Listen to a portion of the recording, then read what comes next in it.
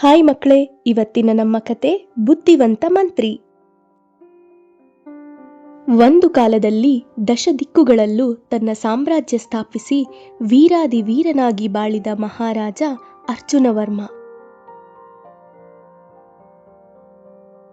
ಈಗ ಅನಾರೋಗ್ಯದಿಂದ ಹಾಸಿಗೆ ಹಿಡಿದಿದ್ದ. ಕೆಲವೇ ದಿನಗಳಲ್ಲಿ ಅವನ ಪ್ರಾಣ ಪಕ್ಷಿ ಹಾರಿ ಹೋಗುವುದರಲ್ಲಿತ್ತು. ಅವನಿಗೆ ಇಬ್ಬರು ರಾಣಿಯರಿದ್ದರು. ಹಿರಿಯವಳು ಸೂರ್ಯವತಿ ಮತ್ತು ಕಿರಿಯವಳು ಚಂದ್ರವತಿ. ಸೂರ್ಯವತಿಯ ಹೊಟ್ಟೆಯಲ್ಲಿ ರವಿವರ್ಮ ಎಂಬ ಮಗ, ಚಂದ್ರವತಿಯ ಹೊಟ್ಟೆಯಲ್ಲಿ ಶಶಿವರ್ಮ ಎಂಬ ಮಗ ಜನಿಸಿದ್ದರು.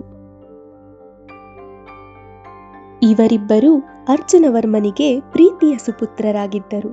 ಆದರೆ ಅವರಿಬ್ಬರು ಅಂಗವಿಕಲರಾಗಿದ್ದರು. ಹಿರಿಯ ಮಗ ರವಿವರ್ಮನಿಗೆ ಎರಡೂ ಕಣ್ಣುಗಳು ಕಾಣುವುದಿಲ್ಲ ಹಾಗೂ ಕಿರಿಯ ಮಗನ ಎರಡೂ ಕಾಲುಗಳು ನಡೆಯಲಾಗದ ಸ್ಥಿತಿಯಲ್ಲಿರುತ್ತದೆ. ಮಹಾರಾಜ ಅರ್ಜುನವರ್ಮನಿಗೆ ತನ್ನ ಸಾವಿನ ಬಗ್ಗೆ ಒಂಚೂರೂ ಚಿಂತೆ ಇರಲಿಲ್ಲ. ಆದರೆ ತನ್ನ ಉತ್ತರಾಧಿಕಾರಿಗಳಾಗಿ ರಾಜ್ಯ ಆಳಬೇಕಿರುವ ತನ್ನ ಮಕ್ಕಳ ಪರಿಸ್ಥಿತಿ ನೋಡಿ ಆತ ಚಿಂತೆಗೀಡಾಗಿದ್ದ. ತನ್ನ ಕೊನೆಯ ಆಸೆ ಎಂಬಂತೆ ಮಕ್ಕಳಿಬ್ಬರನ್ನು ಬಳಿಗೆ ಬರಮಾಡಿಕೊಂಡ ಆತ ಪ್ರೀತಿ ಮತ್ತು ದುಃಖದಿಂದ ಮಕ್ಕಳಿಬ್ಬರ ತಲೆ ನೇವರಿಸುತ್ತಾ, ಮಕ್ಕಳೇ, ನೀವಿಬ್ಬರೂ ಅಣ್ಣ ತಮ್ಮಂದಿರು ರಾಮ ಲಕ್ಷ್ಮಣರಂತೆ ಇರಬೇಕು. ಕಣ್ಣಿಲ್ಲದ ನಿನ್ನ ಅಣ್ಣ ರವಿವರ್ಮನಿಗೆ ನೀನೇ ಕಣ್ಣಾಗಿರಬೇಕು.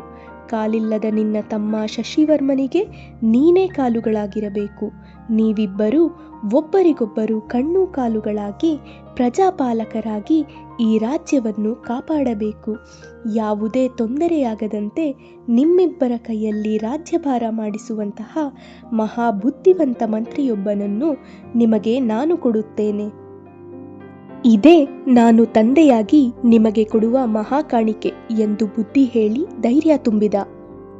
ರಾಜ್ಯಕ್ಕೆ ಬುದ್ಧಿವಂತ ಮಂತ್ರಿಯೊಬ್ಬನನ್ನು ನೇಮಿಸಿಕೊಳ್ಳಲು ನಿರ್ಧರಿಸಿದ ಮಹಾರಾಜ ಬುದ್ಧಿವಂತರು ನೇರ ಸಂದರ್ಶನಕ್ಕೆ ತಕ್ಷಣ ಬರುವಂತೆ ಡಂಗೂರ ಸಾರಿಸಿದ. ಮಂತ್ರಿಯಾಗುವ ಆಸೆಯಿಂದ ಬಹಳಷ್ಟು ಮಂದಿ ಸಂದರ್ಶನಕ್ಕೆ ಹಾಜರಾದರು. ಅವರೆಲ್ಲರಿಗೂ ಅರ್ಜುನವರ್ಮ ಪರೀಕ್ಷೆಯೊಂದನ್ನು ಇಟ್ಟನು. ಅಲ್ಲಿ ನೋಡಿ, ಅದೊಂದು ಕತ್ತಲೆಯ ದೊಡ್ಡ ಕೋಣೆ. ಯಾವ ವಸ್ತುವಿನಿಂದಾದರೂ ಸರಿಯೇ, ಅದರಿಂದ 10 ನಿಮಿಷಗಳಲ್ಲಿ ಆ ಕೋಣೆಯನ್ನು ತುಂಬಿಸಬೇಕು. ಹೀಗೆ ತುಂಬಿಸಿದ ವ್ಯಕ್ತಿಗೆ ನನ್ನ ರಾಜ್ಯದ ಮಂತ್ರಿ ಸ್ಥಾನ ನೀಡುತ್ತೇನೆ ಎಂದ. ಸಂದರ್ಶನಕ್ಕೆ ಬಂದಿದ್ದವರೆಲ್ಲ, ಇದೊಂದು ಹುಚ್ಚು ಪರೀಕ್ಷೆ, ಮಹಾರಾಜನಿಗೆ ತಲೆ ಕೆಟ್ಟಿದೆ, ಇಷ್ಟೊಂದು ದೊಡ್ಡ ಕತ್ತಲೆಯ ಕೋಣೆಯನ್ನು 10 ನಿಮಿಷಗಳಲ್ಲಿ ಯಾವ ವಸ್ತುವಿನಿಂದಾದರೂ ತುಂಬಿಸಲು ಸಾಧ್ಯವೇ ಎಂದು ತಮ್ಮೊಳಗೆ ನಕ್ಕರು. ವಾಪಸ್ಸು ಹೋಗಲು ಮುಂದಾದರು. ಆದರೆ ಅವರಲ್ಲಿ ಒಬ್ಬ ಮಾತ್ರ ಅಲ್ಲಿಯೇ ನಿಂತು, ಕತ್ತಲೆಯ ದೊಡ್ಡ ಕೋಣೆಯನ್ನು 10 ನಿಮಿಷಗಳಲ್ಲಿ ನಾನು ತುಂಬಿಸುತ್ತೇನೆಂದು ಹೇಳಿದ. ಅಲ್ಲಿದ್ದವರೆಲ್ಲ ಆಶ್ಚರ್ಯದಿಂದ ನೋಡಿದರು. ಆತ ಕತ್ತಲೆಯ ಕೋಣೆಯೊಳಗೆ ನಡೆದ. ತಕ್ಷಣವೇ ಒಂದು ದೀಪವನ್ನು ಹಚ್ಚಿಟ್ಟ. ಒಂದು ಕ್ಷಣದಲ್ಲಿ ಇಡೀ ಕೋಣೆ ಬೆಳಕಿನಿಂದ ತುಂಬಿಕೊಂಡಿತು. ಅವನ ಬುದ್ಧಿವಂತಿಕೆಗೆ ಮೆಚ್ಚಿದ ಮಹಾರಾಜ ಅವನಿಗೆ ಮಂತ್ರಿ ಪಟ್ಟವನ್ನು ನೀಡಿದನು.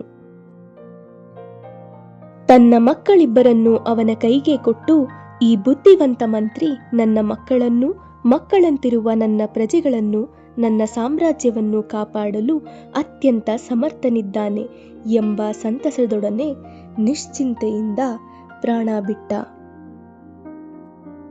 ನೋಡಿದ್ರ ಮಕ್ಕಳೇ, ಬುದ್ಧಿವಂತ ಮಂತ್ರಿಯ ಕತೆ. ಇನ್ನೂ ಇಂತಹ ಹಲವಾರು ಸುಂದರ ಕತೆಗಳನ್ನ ನೋಡಬೇಕು, ಕೇಳಬೇಕು ಅಂದ್ರೆ ಚರಿ ಟಿವಿನ ಸಬ್ಸ್ಕ್ರೈಬ್ ಮಾಡಿ, ಲೈಕ್ ಮಾಡಿ ಮತ್ತು ಶೇರ್ ಮಾಡಿ. Thank you.